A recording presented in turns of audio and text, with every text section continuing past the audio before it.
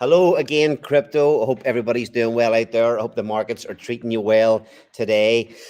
Quick update. If you watched the show last night, you'll know that we were saying the Blaze is getting ever closer. We had a pretty flawless test net today. We were running a test net where one day equals 1 minute in test net today. So we got through to the 888-day pool. So yes, things are looking really, really good. We said before we're in days, not weeks. But listen, we have a little bit of a different show tonight. It's not quite the weekly Blaze, but we have an excellent guest who I'm really excited to hear from. Um, yeah, Versan, the Black Swan capitalist, is our guest tonight, and we're going to dig into macro and have a little bit of a chat about XRP and the wider crypto markets. So, Justin, you're backstage there. Do you guys want to come up? We are up.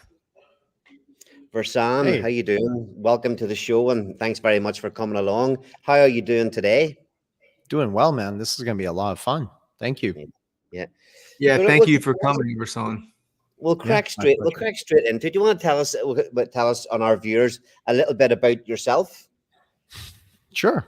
Yeah, my name is Versan Aljarrah. I'm the founder of Black Swan Capitalist. Black Swan Capitalist, just so everyone knows, we just provide one-on-one coaching calls to help investors capitalize on crypto, digital assets, protect their wealth, develop exit strategies, and so forth. And we cover things on a macro, and we do give micro perspectives as well. But we just try to simplify financial markets for people to better understand, and of course, give them the advantage to get ahead. And I've, dedicated a significant part of my life for the last 4 or 5 years now, just studying the financial system and, of course, the evolving landscape of cryptocurrencies. Just so people do know, my journey space began really out of the desire to understand the broader economic shifts in the global financial space and just how digital assets fit into the future of the architecture of where this is all going. So, deep into macro and micro trends, aiming again to provide clarity on how these changes impact our financial future. I'm sure. I mean, I was having a look at your YouTube channel, and congratulations on the growth and success of that. By the way, looks like you guys are doing a great job. A lot of really interesting topics that you're covering. Um, Thanks. Yes, it's just noticed on your website the 1929 thing. Could you see anything as devastating as that happening, or is this shift nice and slow and gradual? This shift of the financial systems at the minute. Yeah, so we'd like to put that in there just to show people how bad it could have gotten, right? And how bad it did get. The 1929 crash, it's a monumental event in financial history because it marked the beginning of the Great Depression. And history doesn't repeat itself exactly, but it often rhymes, right? And I think today we're witnessing some very very similar risks, systemic risks, particularly with the volatility in the world reserve currency and even potential bubbles in the debt and crypto markets. And I just think that the integration of digital assets and distributed ledger technology could either mitigate or exacerbate these risks. And of course, that depends on how it's managed. And I find that the interconnectedness of our global financial system means that a significant disruption is on the horizon, and it could certainly have widespread effects. So potentially that could lead to a crisis very similar to 1929, but I think on a more complex and interconnected scale. So it's very possible we could see something like that again. Yeah, so see, like I'm just thinking of so for your business customers and the guys that are booking on the one-on-one calls, would most of these guys be coming from traditional finance backgrounds that are looking to learn a little bit more and try to protect their wealth? Or would you get guys coming that just want to particularly learn about crypto and crypto investing? If you're talking about our clients, a lot of our Yeah. clients, they come from different people from all different places in the world. And some of them are themselves financial experts who are just curious about the digital transformation. Sometimes people come on and they want to know everything, right? They want to understand, for instance, the technology and what it really means. Some people contact us just to understand the geopolitical landscape. Are we going to see war or not? What should I do? So we talk about everything, right? And we try to fit our consulting sessions to meet what they're looking to understand, I guess. But we try to, again, cover everything to give people a broader perspective, because you have to be ready. I mean, the changes that are happening in the world are so profound that you've got to be mentally prepared for them too. So Yeah, I was saying that, It's just saying there. disruptive information, right? And people are not used to that. And with blockchain ushering in, and then AI on top of blockchain, so we have this what we thought was just this exponential trend in job loss, which will happen because intermediaries will be disintegrated, and then AI exponentially, pushing that forward even more. It's very interesting to what the technology is going to do. Is people need to prepare. The yeah, younger people need to prepare for this, for their future. 100%. And AI, guys, like a lot of people want to sell it the way that, like, oh, this is going to benefit our financial system. It's going to benefit this. I think AI is very dangerous. I really do. And I want people to understand that as these technologies and AI systems come into place and they start to change the world around us, we have to adopt if we're going to survive. And we know this, right? We can all agree on that. But if we're going to adopt to these technologies, we have to be mindful that we don't lose our humanity in the process too. And I think to some degree, guys, that's already happening. AI is already, I think it's doing more damage than good already. And that's, Yeah. People will disagree. That's totally fine. So, Yeah, I I mean, mean, it's making it easier for folks that are very lazy, right? But it's also yeah, opening creative doors too. But that's not to be. There's very very parallel tracks of AI that are good and also of course, malevolent at the same time. So, but that has not yet been distinguished clearly, and there should be regulation without a doubt. So, agreed. with you on that, Totally. yeah, It's just, you don't want the AI to critically think for you. You want yeah, to be able to still critically think, because they make it so convenient that you could lose yourself in it. And that's how I think they're going to sell it, or how they have been selling it. So, anyways, different rabbit hole, guys. yeah, it yeah. definitely does It's a make fun some. one, but yeah. Yeah, it definitely makes some things a hell of a lot easier than they were before. But so, how long do you think traditional finance has left before decentralization and blockchain get globally accepted and start to, let's say, take over, but get global adoption, proper global adoption? Yeah. So, everything's really accelerating, but I think traditional finance is already feeling the pressure from DeFi and blockchain technologies. And, the complete adoption of this, I think it's going to take maybe 3 more years, maybe 2 more years, complete adoption, but it's happening very fast. So significant integration is already That's happening now. shorter than I thought. That's shorter than I thought you were going to say. I'm sorry. That's sooner than I thought you were going to say. Oh, well, when I say complete integration, I'm talking about of all systems, right? This is a slow, gradual process. But I think by 2025, we're going to see significant merging of these technologies into already our payment systems.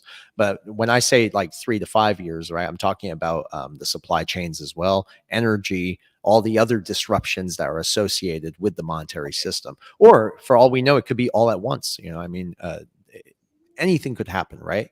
But Yeah. I think that the institutions, all this stuff is happening already, and I think institutions are quietly adopting these technologies, recognizing the efficiencies and the transparency that they do bring. But the pace of adoption will certainly accelerate because of the benefits, and that becomes undeniable from a regulatory framework, and that will become clearer as well. So I think a lot of regulation is going to unfold this year as we approach the election as well. So no doubt we're in the early stages of all these significant transformations, and where traditional finance will increasingly integrate with the leverage of decentralized technologies. So it's all happening fast, but who knows, right? Because if you look at what's happening even with the XRP, that is one of the most pivotal roles in finance and where this is all going. But what's holding it back, right? I think it's either the regulation, or we're waiting for some massive geopolitical crisis to take place for it to come into play.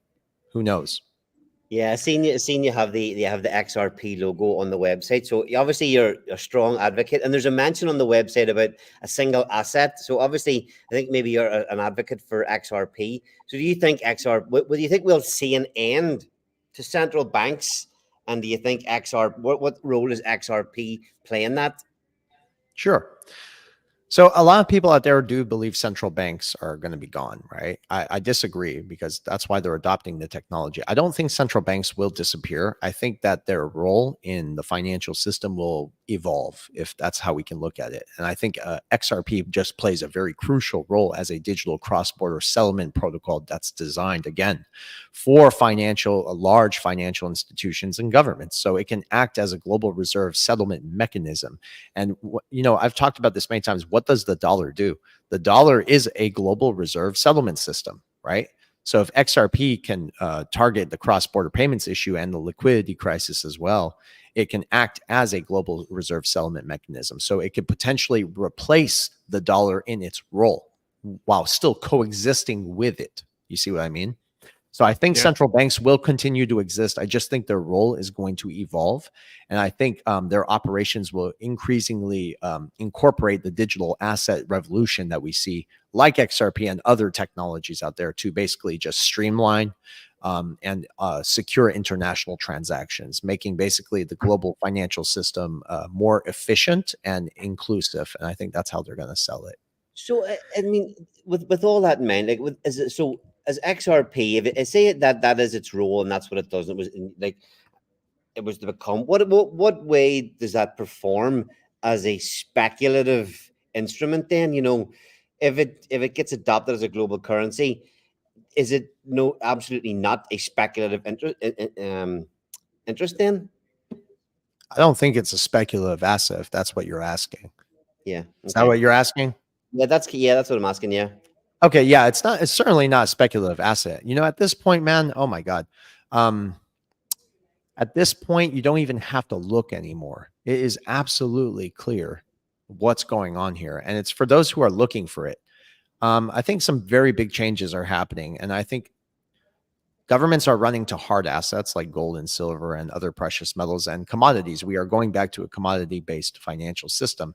And I think that's going to be complemented by digital currencies. And some of those digital currencies will be complemented by stable coins, you know what I mean, backed by hard assets. It's not a secret anymore. And I think just the fact that all the interoperability that XRP also presents is one of the key components in all of this. So it's not speculation anymore. It's happening. It's accelerating. Ripple's, they're partnered with governments and institutions all over the world. It's just people don't want to acknowledge it. They don't want to look for it. And that can tie us even into the whole Bitcoin maxi narrative. And I have my thoughts and opinions on that too. So I haven't had that debate in quite a while, actually, that one. I mean, Bitcoin, it did surpass silver as the most eighth valuable asset in the world recently. It is a store of value, right? I don't hold Bitcoin. With the first coin I ever bought was Quant, right? So incredible over-ledger technology. I noticed that on your site as well. XLM, I was buying that with the ISO standards for them and XRP, a while ago. And it's amazing bridge currency. It eliminates SWIFT basically. The need for SWIFT, the need for funds to get held up, but so does other cryptos, arguably. But the one thing I wanted to ask you about, and for XRP to function properly, they're so globally connected with the banks, right? I mean, the World Economic Forum and these guys, Ripple. I mean, they've got their act together. There's no doubt about it. But how do you feel about when it comes time to off ramp, right? And because it's got to be a CBDC, right? So all these banks, they're going to have CBDCs, and I think that's the only thing that the majority of the crypto world, and in the majority of the crypto world is not the crypto world right now. It's the rest of the world, so it won't matter to them. Right. That'll be their currency. So we'll have to, we send money across the pond to Europe on XRP. Blink of an eye, XRPL ledgers, fantastic. And then we have to go to a digital euro and then cash out in fiat or not. Now, what do you think? Is there a drawback in your opinion from somebody that knows as much as you do about XRP with these CBDCs? And when I say that's kind of a two-part question, because the same guys that got us into this mess with the World Economic Forum, the U.S. printing the money, right? Everyone doing whatever they're doing, and with inflation, it concerns me that are they going to do it ever again, or is it in check with the blockchain, right? With XRP, if that makes sense. Yeah, it does. There are a few narratives for the CBDC thing, and the truth is, I don't know how it's going to exactly play out. But the way I see it is, if you go to Ripple's website, right, they have the interoperability thing, they have the liquidity solution as well, but they do have a platform that they offer to central banks, who again are not just going to walk out of the room. They're the ones adopting the technology for a reason. And it gives them a platform to manage and issue CBDCs, central bank digital currency, or citizen behavioral disciplinary currency, whatever you want to call it. It doesn't matter. I think there is going to be that off ramp, like you said, to CBDCs. Central bank digital currency is essentially, whether it's a UBI. Okay, right now the dollar it's almost like it's a central bank note, right? This is the same thing for the digital currency. So I think what's going to happen is we're going to see every country have its own native digital currency. You'll have a digital dollar, you'll have a digital yuan, you'll have a digital euro, and so forth, right? And those are going to be, again, complemented by the XRP and its interoperability over there. So there's certainly a key link between those two. And I think that there's a way to circumvent a central bank digital currency. It's possible. I might be wrong about this, because you might have to transact in the CBDC. Who knows, right? But I just believe that there's going to be a two-tier system. And it's always been two-tier. And if you read a document, I'll be happy to send it to you guys when we're done here, from the IMF Trust. Love to see it. Yeah. I'll send you all the documents. Yeah. So if you read this thing thoroughly, and I've read it multiple times, the reason why is because every time it's like watching a movie that you saw once and then watching it again, you pick up certain things that you missed. You know what I mean? And it talks about a two-tier system, one that's closed. And I think that's what the CBDC is for, right? But again, Ripple gives them the platform to issue that if they want to.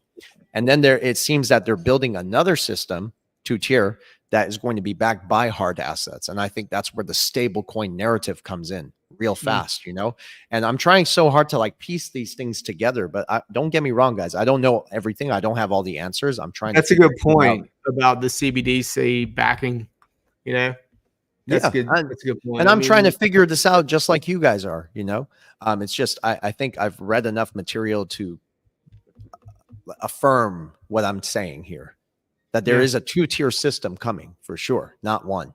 And it's always been two-tier. Even the political system is two-tier. The justice system is two-tier. Why wouldn't they have one for monetary system? And they've always wanted to control the monetary system. And I don't believe, I believe that the powers that be are still in control, despite what the Nassar Jassar guys think, And if there's going to be some sort of debt jubilee, and it's going to come at a very high price. I really believe that, to personal anonymity and freedom. They're going to sell it to you at a very high price. Basically, hey, we will take care of all your debt, but you must transact in this system, right? So it could play out like that. Just understand that I think as this great awakening is happening, that a lot of people do kind of lean towards too. I get it. And I'm optimistic about everything that's happening. But let's be realistic. Did you know, I'm going to share this with you guys. I was at the QFS event the other day. Before I went on stage, you know what they told me? I'm not going to name names, but one of them came up to me and said, Versan, try to keep it positive. And I was like, I said, I am positive. And I said, but I will keep it positive within the parameters of reality. So, it's just, you cannot just expect somebody to come save you and resolve all your debt. I'm sorry, I'm getting way off topic here, but no. This is why we have these conversations. There will be a CBDC. There is no doubt. And if you look at what's happening, how the setup is being put together, this is why macro, I love the big picture, because it gives me a better understanding on how to navigate all the bullshit that's coming out, right? If you look at this from a macro perspective, you start to see that they're saying one thing, but they're doing something else. And they're putting everything into place for a CBDC, not to mention what's happening in the banking system. I mean, it's the perfect problem, reaction, solution setup. And people just don't want to see it because I think they're afraid. They don't want to acknowledge it, right? It'll take the next generation to really get it. There's going to have to be a generation that passes on, and then the new generations will pick up on these technologies, I think, because maybe, as it gets adopted, for fiat to just burn away in every country, which it will, it's already just just worth nothing almost all over the world for everybody, and that's because of the first world countries inflations and deflations and interest rates devaluing these own currencies in their small countries where they can't do anything. So things like XRP have value; they're backed. It's a great thing to be able to put into other people's wallets across the world. So 100%. You guys are spot on, and you're right about this. Yes. Yeah. It's good. It's good stuff. We're just scared of the CBD season because we don't trust the Everyone's government. afraid, man. I get it. Who wants to be in a digital system? And I just did a podcast here moments ago, and I was explaining that I'm afraid of digital infrastructure. I know we embrace it and we talk about it all day, right? This is what we do. But the only positive thing I see about this is that we're investing in the infrastructure building for tomorrow, right? And that's how you're going to get incredibly wealthy. And this is, by the way, the greatest wealth transfer in human history is actually happening right now onto these digital systems. But it's also important to be mindful that technology can free us or enslave us. And the powers that be, what the hell have they done in our interests? Nothing, right? So just be mindful of that. That's all I'm saying. Yeah, so because I know we're kind of tight for time. There's a few things I want to get through, but sorry, 1 second.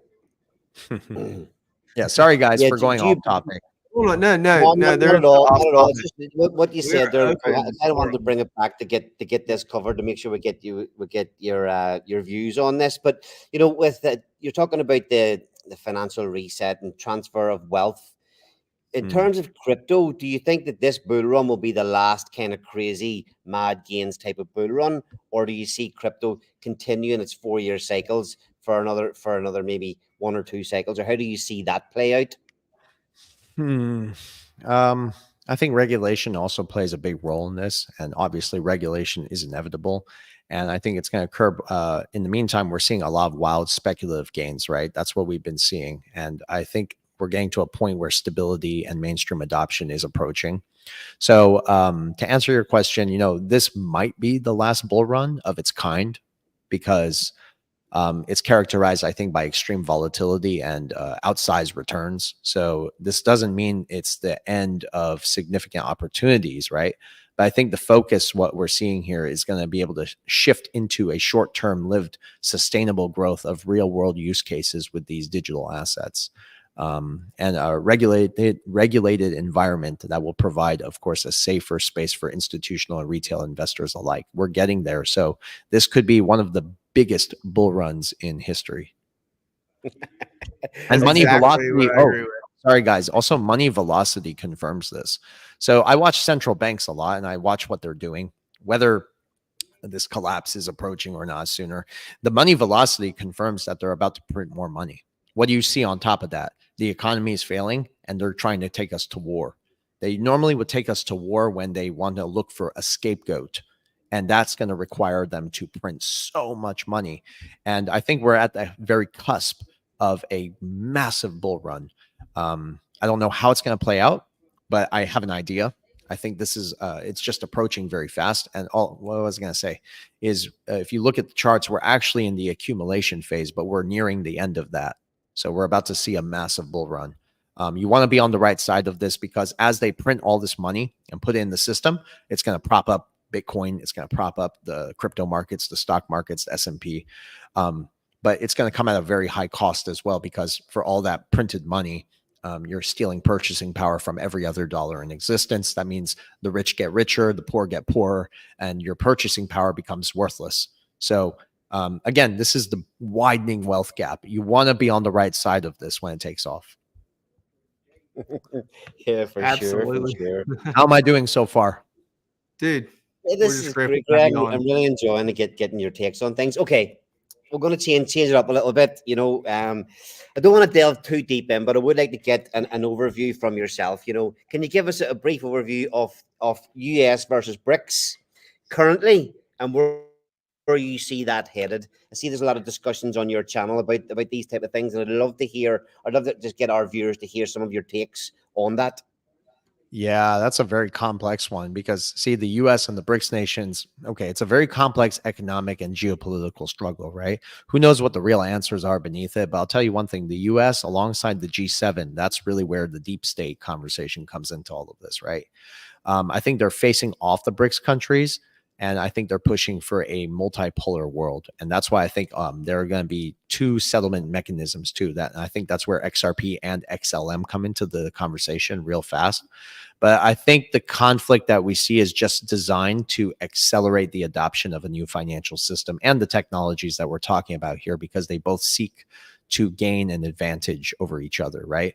Again, whether this is orchestrated or organic, which I think it's orchestrated, to be honest, the struggle is designed to shape the future of global finance. This is a currency war, ladies and gentlemen. This is what we're dealing with. Everything else is just nonsense, man. And the BRICS It's all nations, about the money. yeah, it's all about the money, man. The BRICS Yeah. nation, what are they trying to do? Look at the headlines, you know, and headlines again are designed to accelerate what's already happening or what has happened. So when you see a headline out there, that means it's already done, right? They're just letting you know. And they want to develop their financial infrastructure to seek alternatives from what? The US dollar. And I think we're going to see this big shift in global economic power dynamics. This is where it's all going. I read Ray Dalio's book, great book, The World Changing Order. And it talks about these cycles, right? And even Simon Hunt was on our show. He talked about these cycles too. So we're going to start seeing this great shift.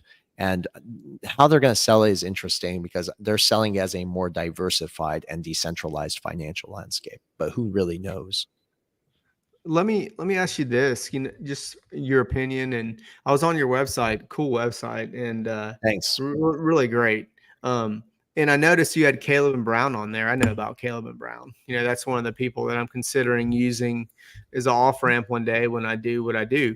And do you, when you guys consult clients, do you encourage them just to go through the brokerage with Caleb and Brown, or do self custody until it's time to realize their gains? And Sure. or if you don't want to answer that, you don't have to. I'm just curious.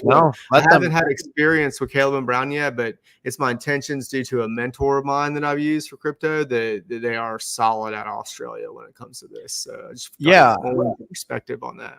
Yeah, so we work closely with Caleb and Brown for some of our clients who have very big money, right? Mm-hmm. And if they want to be liquid, that's totally fine. I think Caleb Brown is a great company. They're doing great things. Liquidity, I think, is their main priority. That's what they handle. But I always lean towards self-custody. I want people, and I try so hard to teach this, and I wish people, when they book sessions with us, they would ask us to teach them how to self-custody, right? Because I do offer that service, but self-custody is something I lean more towards. I think people need to, what is this whole revolution about? It's a revolution about keeping your own money, being in control of your own money. And that's what it even means to own XRP, by the way. It means you essentially become your own central bank. You are a liquidity provider. You don't need intermediaries. You don't need institutions anymore the way we once did, right? But self-custody is important. It's part of the revolution. You want to be in control of your assets. I don't like the idea of having to put my money with somebody else because it doesn't make sense. It's like here we are trying to hedge ourselves from the financial institutions by transacting with financial institutions.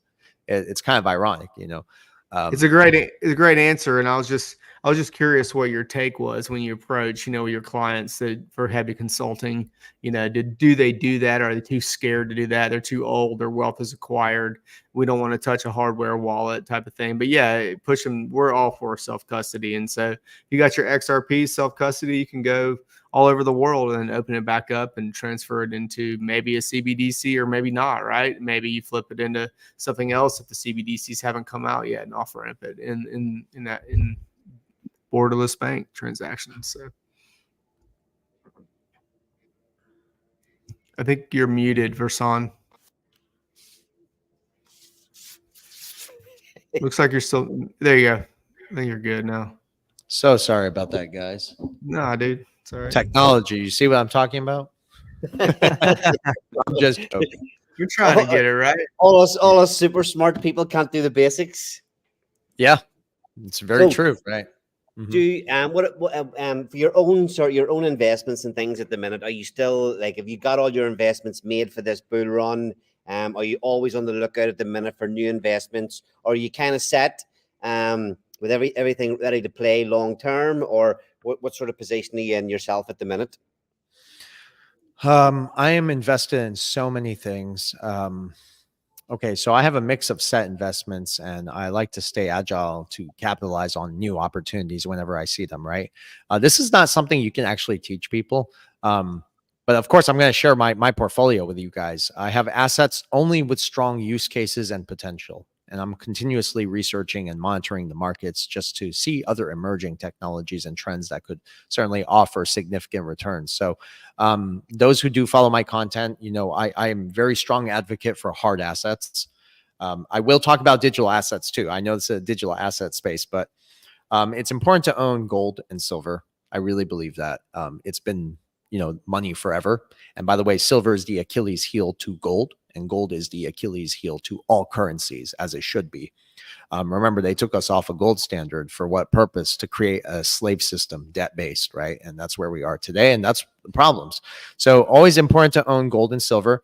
We are going back to hard assets. So, those will certainly be revalued. I do teach this in my course as well. And I have documents that confirm this.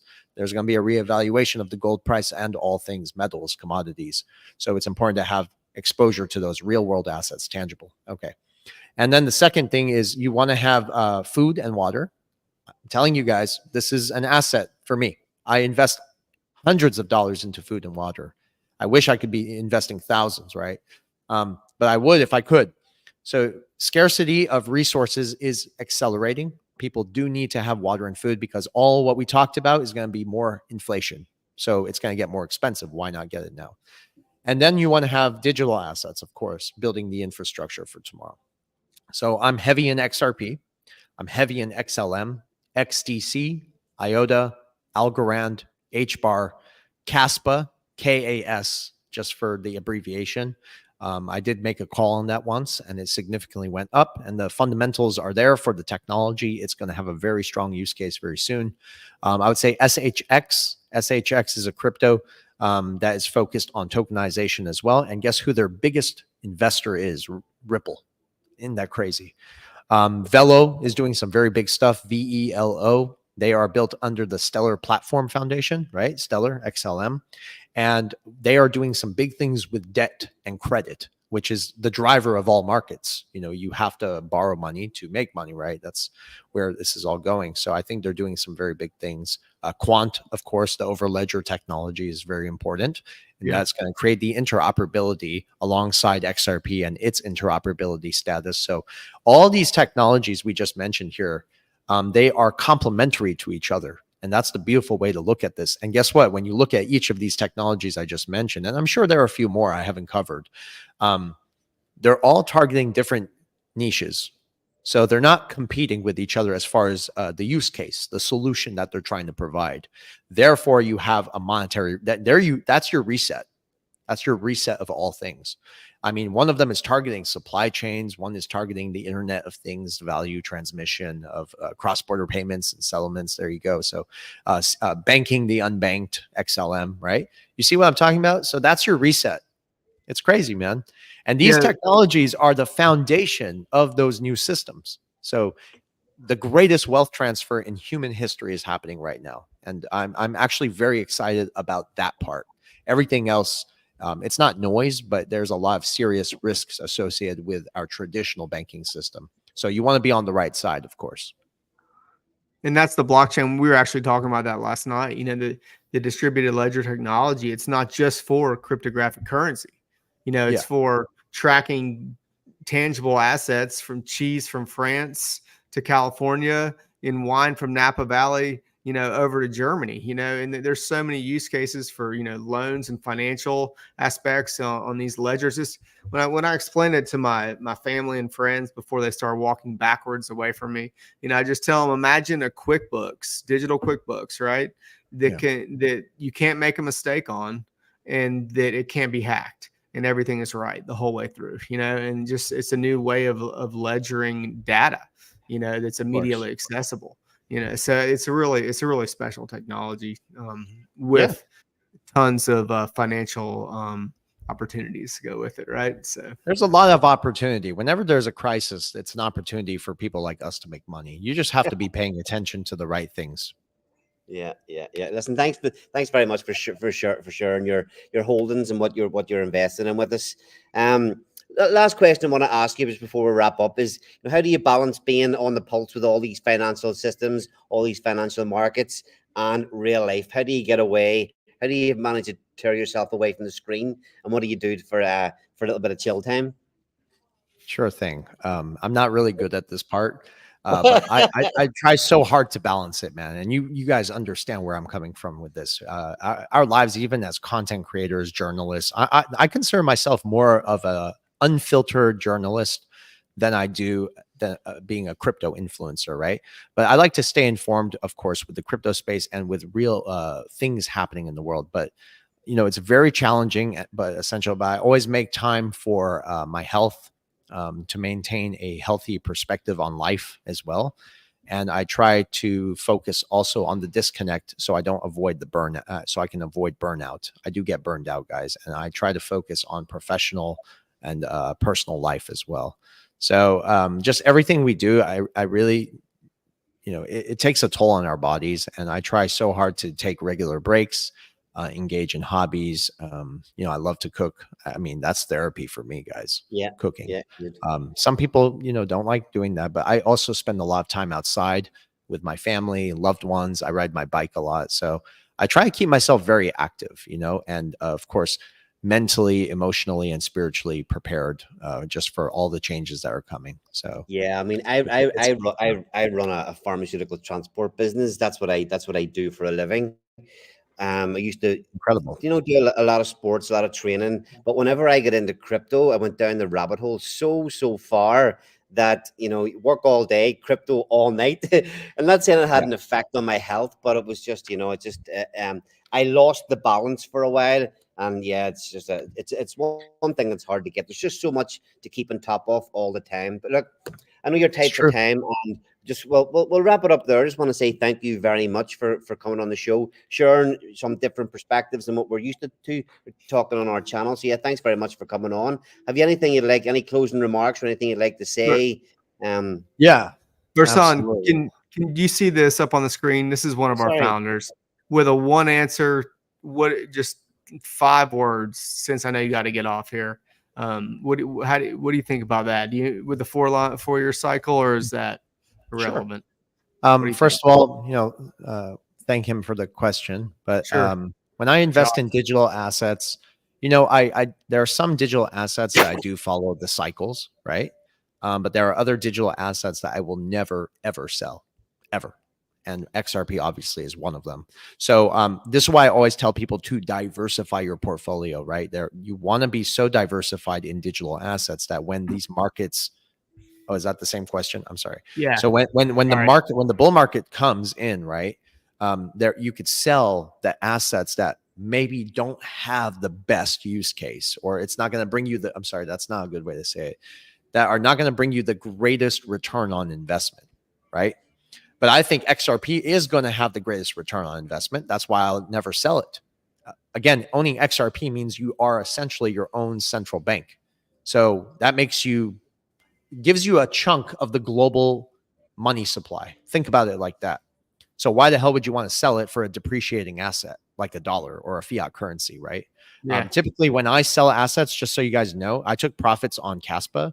Nothing fancy. I made $36,000. I took it. What did I do? I bought gold. That thing doubled, by the way. Well, it didn't double, but it significantly went up.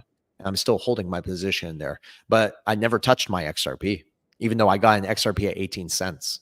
Like I already made money. I'm not selling it ever. That's not my plan. So yeah, I do follow the 4-year cycles for certain assets, but most of the assets that I talk about and teach are things I tell people to hold on for the long term. And I mean, don't ever sell it because that's the future. So Yeah, good. That's Cool, a man. great answer. Whether XRP is people's choice or not, or where to store their gains is another thing. But yeah, that's a great yeah. answer and good advice there. Yeah. Another piece of advice that I do want to give people, and this is a spiritual one. It's like always remember to stay humble. And I was not always the way I am today. When I was younger, I was reckless, a little bit selfish. But it's important to stay humble, try to be positive. I understand we're going through some crazy changes in the world. And always remember that I think love is the answer. It really is, guys. I know it sounds cliche, but love is the answer. So it's crucial to focus on love, personal growth, becoming just better individuals, because you can get mad at what's happening in the world and it can make you angry. Their weapon is to divide and Do you mind me conquer. asking? Do you mind me asking what age you are? 29. Yeah, see, I'm 43, and whenever you hit 40, it all becomes easy. It all Yeah. becomes a lot easier. Yeah. Oh, well, yeah. As you get older, you certainly, age comes with wisdom and grace, right? I really believe that. But as young individuals, we have to change because young people are, I think, they have a distorted perception on reality. And I know this because I remember when I was younger, and I know people my own age today who are just lost entirely, and they live exactly the way I'm describing. It's very unhealthy. So people need to be more compassionate, and that I promise you the changes that are coming ahead are going to be very challenging. But I think if you have a clear mind, a compassionate heart, it makes it easier to navigate through. So just be mindful of also the information you consume. And of course, question everything, and just be on top of it.